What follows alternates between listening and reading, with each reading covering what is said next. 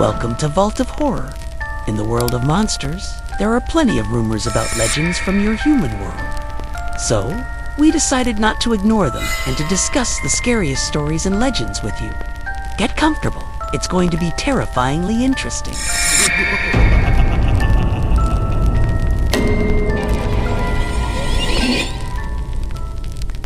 Okay, let's unpack this. Have you ever been told a story that made the hair on your arm stand up, but also made you sort of pause and think about why we tell these stories? Today, we're taking a deep dive into one of the most classic, universally fascinating and genuinely spooky urban legends.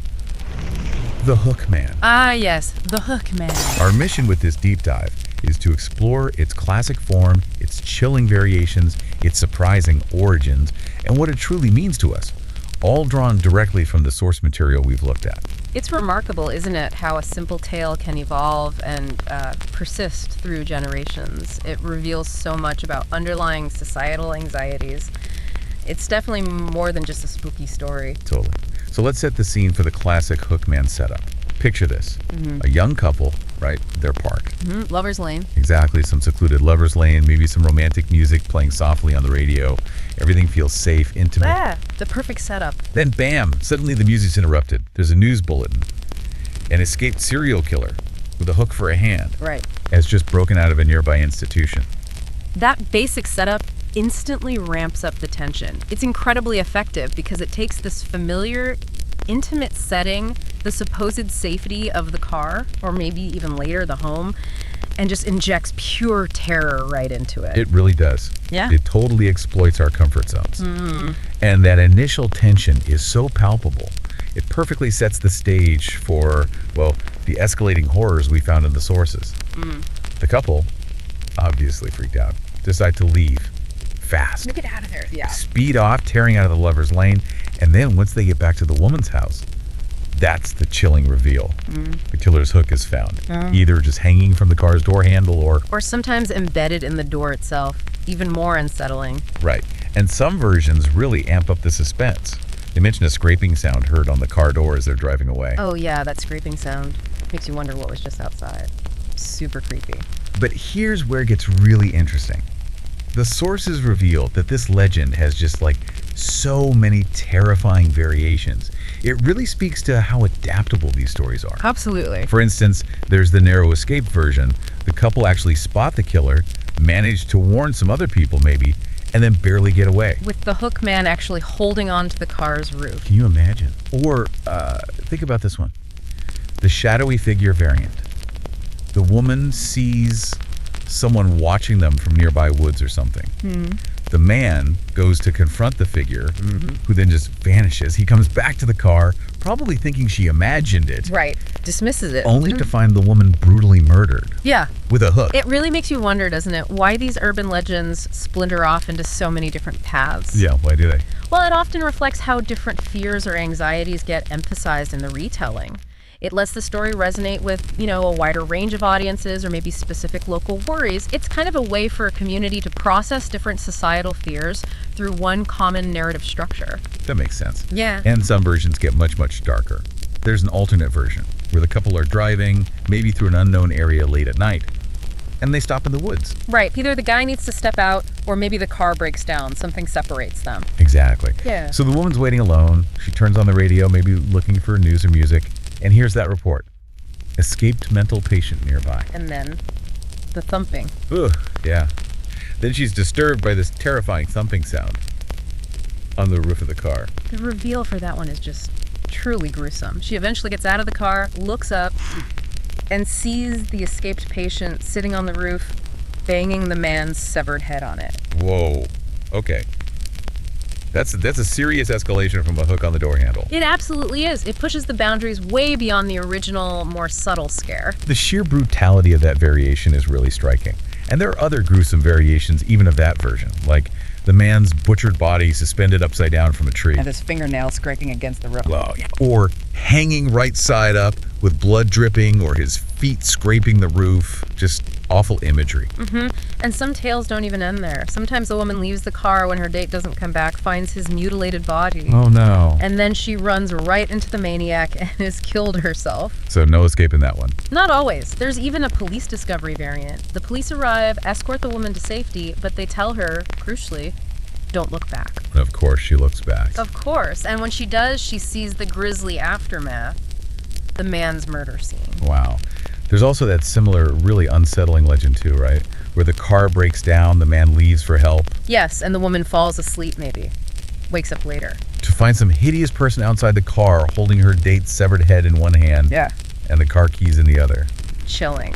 And her fate in that version is often left unknown, just ambiguity, which adds this whole other layer of unease. It really does. But the power of these stories, it seems, is how they adapt while keeping certain core elements consistent. You've always got like a young couple. Usually teenagers are young adults. They're in a secluded area, a vulnerable spot. Lover's lane, woods, broken down car. Yeah. And they're menaced by some kind of escaped killer, usually with that distinctive hook, who the radio conveniently has just warned them about. That framework is remarkably persistent. So given its widespread impact and all these variations, where did this story actually come from? What are the roots? Well, the sources suggest the origins aren't entirely clear-cut, which is common for folklore. But folklorist Jan Harold Brunvand, he places its circulation in the U.S. starting sometime in the mid-1950s. Mid-50s, okay. And it became widespread among teenagers by 1959. It really caught on in that youth culture. And then there was that big moment for its popular spread, right? Its first known publication. Exactly. That was November 8, 1960. It appeared in the incredibly popular advice column Dear Abby. Dear Abby. Wow. That must have given it a huge platform. Oh, massive. It basically codified this story for a huge audience. I actually have a snippet from that letter here. It's from someone signing as Jeanette, and she wrote, Dear Abby, if you are interested in teenagers, you will print this story. I don't know whether it's true or not, but it doesn't matter because it served its purpose for me. Then she tells the basic story. The couple, the radio warning, fleeing. And the hook on the handle. Yep. She ends with, when the boy took his girl home, he went around to open the car door for her. Then he saw a hook on the door handle. I will never park to make out as long as I live. I hope this does the same for other kids. And that's really revealing, isn't it, when you consider the context? Dear Abby wasn't just sharing a scary story. It was a platform where the legend could explicitly serve its purpose. As a moral warning. Precisely. A warning specifically aimed at teenagers about the perceived dangers of, well, necking and going to secluded spots. It almost functioned like a public service announcement wrapped in fear. And what about other potential origins? Anything linking it to real events? Well, the origins are murky, as I said, but Snopes writer David Mickelson speculated about possible roots in real-life Lover's Lane murders. Specifically, he pointed to the 1946 Texarkana Moonlight murders. The Phantom Killer. That's the one. Now, it's important to note the real killer used guns, not a hook, so it's not a direct link.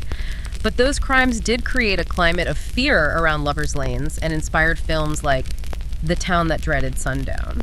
So the fear was real. Okay, so maybe not the hook detail, but the general fear of danger in those spots. Possibly. And some scholars trace the plot dynamics even further back. Literary scholar Christopher Pittard saw connections to Victorian literature, like Marie Adelaide Belloc Lowndes' 1913 horror novel, The Lodger. He noted both are built on this kind of threefold relationship of crime, dirt, and chance. Wow, Victorian literature. That's fascinating. Shows how these narrative threads can echo through time. It really does. These anxieties aren't always new. Now, let's dive into some of the interpretations. Why has this story resonated so deeply for so long?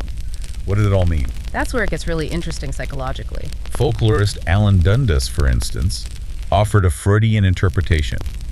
He saw the hook as a phallic symbol, and its amputation, when it gets ripped off the car door, as symbolic castration. Right. And if you dig deeper into Dundas's view, it connects this to the boyfriend's often aggressive behavior in the story, or his insistence on staying despite the danger.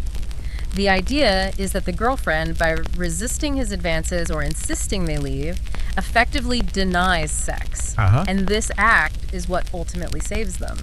The hook being ripped off symbolizes the defeated male aggression, both the killer's and potentially the boyfriend's. So in that reading, this story reinforces certain gender stereotypes of the time, like female caution versus male aggression. Exactly. It embeds this powerful, maybe subconscious message within the terror narrative.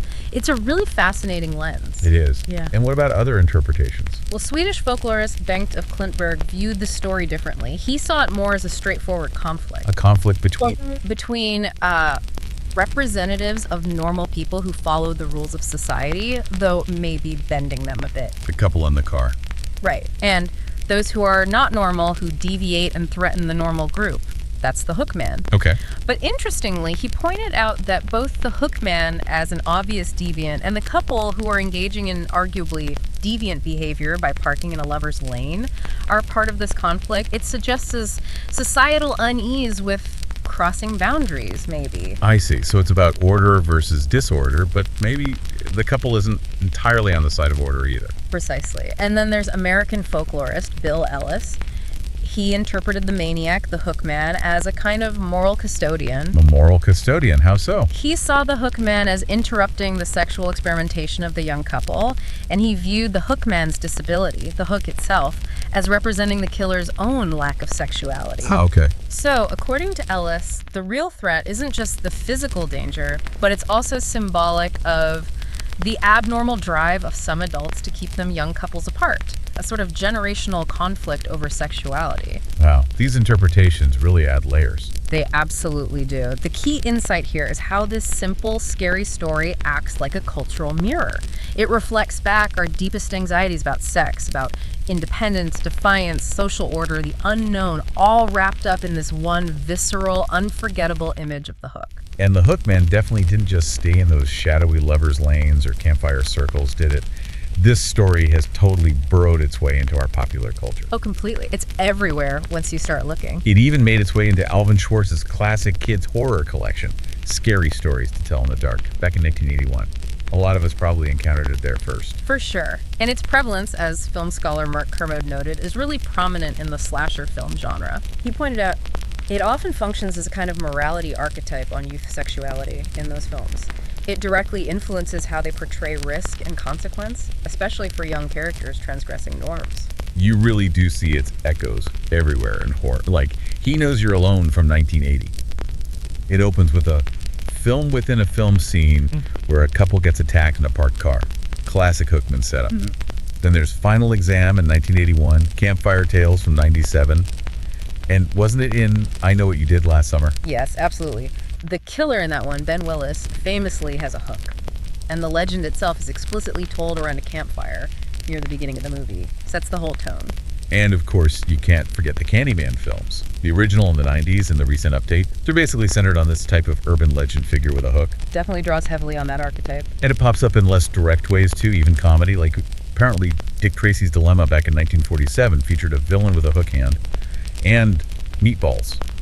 Bill Murray tells the Hookman legend to the campers in 1979. Right. And even Shrek the Halls, the Christmas special. Gingy, the gingerbread man, tells his girlfriend a version of the story.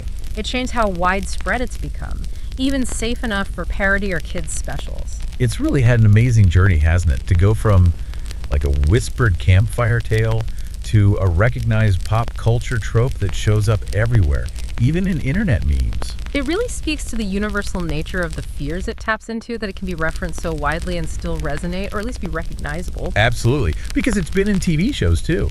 Millennium had an episode, The Pest House. Supernatural, of course, had a literal Hookman villain in an early season. Well, yeah, classic Supernatural episode. Resigning Women even referenced it in a Slumber Party episode. And Community made fun of the whole conveniently timed radio warning aspect. Mocking the trope. And yes, you mentioned the internet meme. That infamous 4chan user's broken English retelling. That ended with the gloriously absurd phrase, man door, hand hook, car door. Oh, yes. Man door, hand hook, car door. Proof that the legend lives on, even in bizarre internet forms. So we've really journeyed through the Hookman legend today. From its mysterious origins and all those varied, terrifying forms to these deep psychological interpretations, and its just pervasive presence in our whole cultural landscape. It's quite a testament to the power of a scary story. It really is. And looking at the bigger picture, the Hookman legend in all its shapes and sizes is so much more than just a fright. It's a living reflection of societal anxieties. About what specifically? About sexuality, about independence, about the perceived dangers that lurk just beyond the boundaries of what we consider normal or safe behavior. It warns, it frightens, and it adapts, becoming this kind of vessel for whatever fears a particular time or community needs to confront. That's a great way to put it. A vessel for our fears. Okay, so here's a final thought for you, our listener. Next time you hear a strange sound outside your car late at night, or maybe someone tells you a spooky story around a campfire, what hidden messages or deeper fears do you think you might be unpacking?